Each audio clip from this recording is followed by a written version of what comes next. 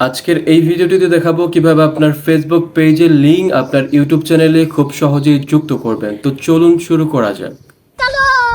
প্রথমে আমি চলে এসেছি ফেসবুকে, আপনিও আপনার ফেসবুকে চলে যাবেন। এরপর আমার প্রোফাইল লোগোতে ক্লিক করছি, আপনিও প্রোফাইল লোগোতে ক্লিক করবেন।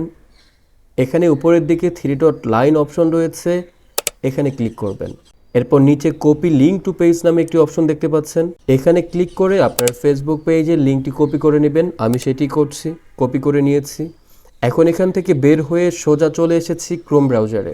এরপর ক্রোম ব্রাউজার থেকে আপনার ইউটিউব চ্যানেলটি লগ ইন করে নেবেন। লগ ইন করার পর ডেস্কটপ মোডটি চালু করে নেবেন। আমি ডেস্কটপ মোডটি চালু করে নিয়েছি।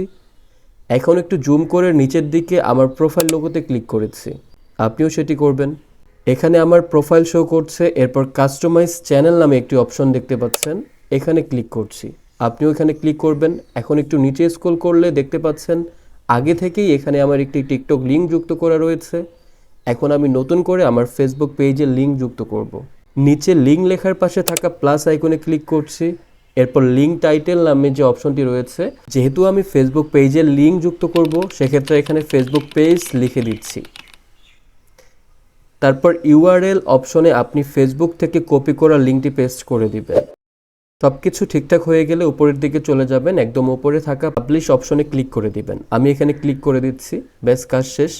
এখন যদি আমি আপনাদেরকে দেখাই তাহলে এখান থেকে বের হয়ে সরাসরি ইউটিউবে চলে আসছি। আমার ইউটিউব প্রোফাইলে আসার পর মোর অপশনে ক্লিক করলে দেখতে পাচ্ছেন আমার ফেসবুক পেজের লিঙ্কটি সফলভাবে যুক্ত হয়ে গিয়েছে।